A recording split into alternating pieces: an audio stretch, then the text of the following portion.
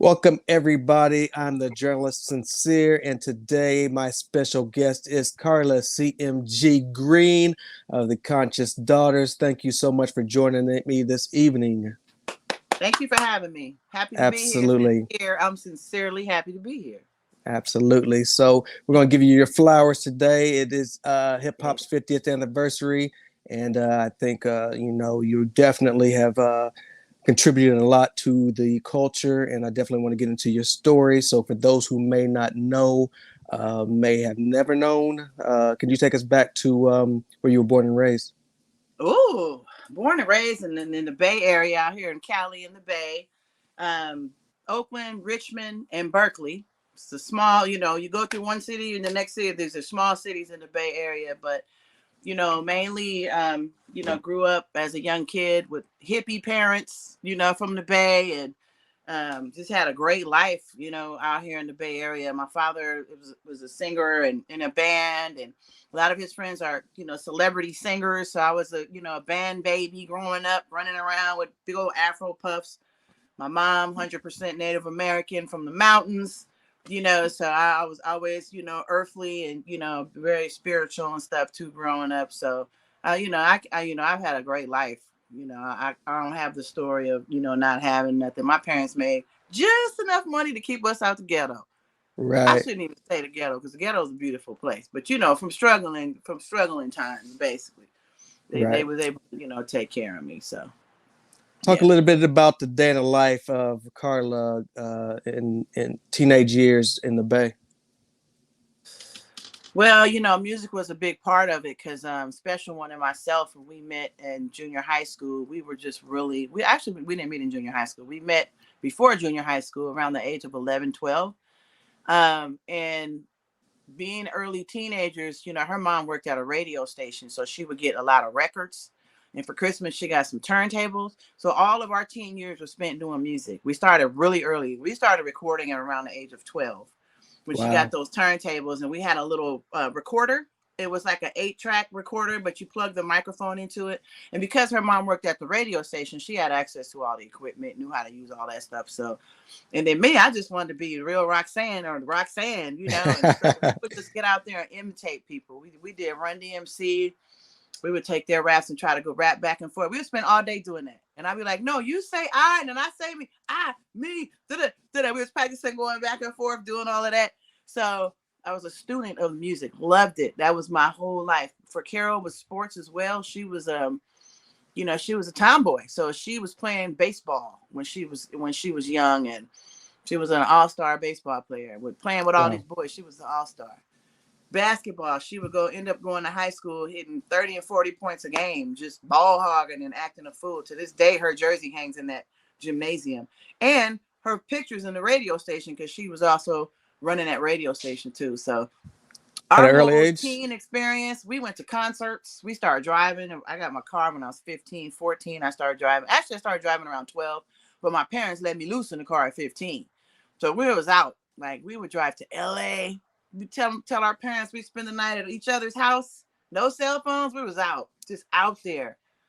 Just living and enjoying life. It was a beautiful time. Learning how to talk to people and not have these cell phones and all this stuff. It's a blessing and a curse to have all this technology, but just growing up, it was natural, pure. We were best friends. Both of us are single children, and we just and our parents had just enough money to give us whatever we wanted. So I got the car, she got the equipment, and we was out. Like, we took our little recorders and made some cassette tapes and just hit the road and was just out living life. It was beautiful. I feel so sorry for these kids. Yeah, exactly. They ain't gonna I'm never the know same nothing way. like that. Right. Going out and riding your bike. They're all in there playing video games now. They don't know what, uh, you They know, lost. social interaction is. So, yeah, sounds like good times. You talked a little bit about getting into music early on. Who were some of your influences around this time? Oh gosh, so I'm a connoisseur now. I had to go in pieces. I got to go in sections because I grew up on a lot of early '70s soul music, '70s and '80s because I'm a daddy's girl. So my father had a little MG, and all he used to do is ride him. He had to take me everywhere with him because my mom was working grave shift as a nurse. So I spent most of my time with him. And that's all we listened to, Isaac Hayes, Weather Report. I mean, just everything from the 70s. Songs come on the radio, and I just start singing them. Because I was a kid just riding around my dad listening to all that. So that was the first inspiration for me, early music. And then when the 80s came, look, I'm dating myself a little bit. When It's the all good. 80s music came out, then it became a little more like soul and funk for me. Mm-hmm. This was before rap. I was into it. So then my dad had records and you can read the words on the back of them. So I used to just sit and play his records and read the words on the back. This was before I even met Karryl. We were probably doing the same thing, and so I learned a lot from that. He had crates and crates of records. My dad was also a musician. So I just spent so much time with just him and his friends. They used to just smoke weed, listen to music and chill and then babysit me. And all they do is like just feed me some sandwiches or take me to Jack in the Box. And then once I'm happy, they're good. But I was the little girl rolling around with the likes of Frankie Beverly and Mays, who came to my house and, were good friends with my dad. And, Wow. they stayed with us. When they wrote them songs about California, they, were partially living in our apartment, our 2-bedroom apartment. So I Wow. was exposed to a lot of great people early on. And then, so then when I got in, started getting into high school, and then rap came out, and in the 80s, it was a heavy dose of MC Shy Rock, Funky 4+1 More. Then eventually moving on to the Roxannes and Sparky D. Totally, I just Mm-hmm. loved them. The battle raps came out, and it was like, I'm Sparky D, and not the, I was just like, ooh, and then UTFO and Roxanne, Right. ooh. So we actually ended up meeting all these people. We were whenever they came to Oakland, they would come to the Kaiser Center. Kaiser, I forgot what it is, Kaiser something center. And they would have these big old concerts with Uncle Jam's Army and all the New York people. And we used to get there, and Karryl was so charismatic. Everybody loved her.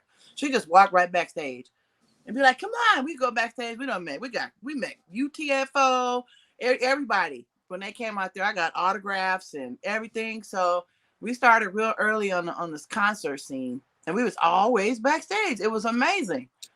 Even when groups like Cameo would come to the Circle Star Theater, we would still end up Mm-hmm. backstage because Karryl is just amazing. And our parents had no idea where we was at the whole time. And luckily, didn't nobody try to really take advantage of us or do nothing to us. You know what I mean? We was just out there enjoying Right. life. So God was protecting us out there back then. But then my inspirations would go on to be the MC Lights, the Queen Latifahs. I really started getting into that. But mostly men. KRS-One, is one of my favorite MCs. It just goes on. Tribe Called Quest. Mostly New York influence because her mom worked at the radio station. So we got all the records that they were getting on the promos was all New York stuff. Mm. So when all the Biz Marquee came out, I want to, I want to, Right. I want to, we had that record. We would just play that over and over. And then when Too Short came out, my boyfriend used to chase him around for one of them tapes because he used to do a custom tape for him. Right. So I used to spend hours with my boyfriend looking for Too Short. He's like, Short is out, sell us some tapes. We'd just be riding the turf for hours trying to find Too Short. And I was like, fuck this dude. I want to go eat, But then, so I started getting into Short real early in the game. And from there, just NWA and the whole Bay eventually. Who knew that I was going to actually turn into a person who could actually make it? Right. And as being a student and loving it so much, I just got so good at it. And being on the radio with Karryl, a special one, which she eventually did when we went to high school. She ended up going to the radio station and running the whole thing because the teacher couldn't teach her nothing.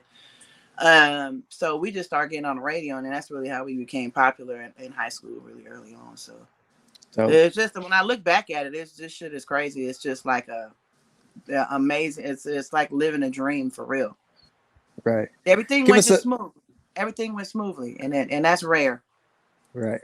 Give us a timeline of when you started taking your writing real serious, and you guys decided that this is something that you want to pursue as a career. Well, aside from the poem that I wrote when I was 5 at my school that I have my thing,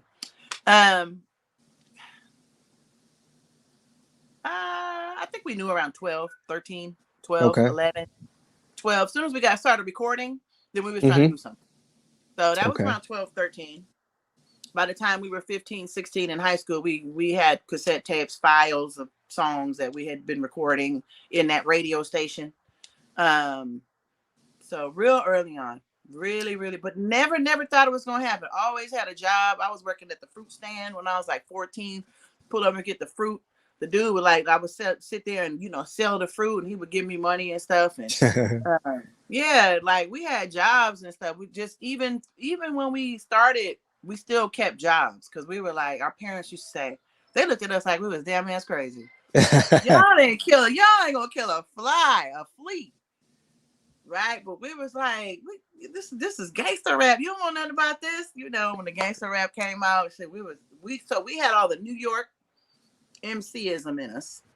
All that MC from New York was that's the sprinkle. That's how you deliver the flows and you really spit. The game came from the Bay when the gangster shit came out. We threw that in, and that right there, that recipe, I can look back now and say this. That was that recipe right there. Woo, that was dope. Like that's what really made everybody love us. And we weren't like, we couldn't believe, we were so happy to be everywhere we went. We weren't cocky or nothing. We used to be like, we used to be nervous walking in places. We like, is that Jimmy Jam? Jimmy Jam came to me and he said, Funky Expedition. I signed off on that. I was like, Jimmy Jam know who we are. Turned around, the Jacksons was behind us. We was in there having heart attacks. We was trying to act up. We used to like pinch each other and be like, okay, act like we belong here, Right. But yeah, it was a lot.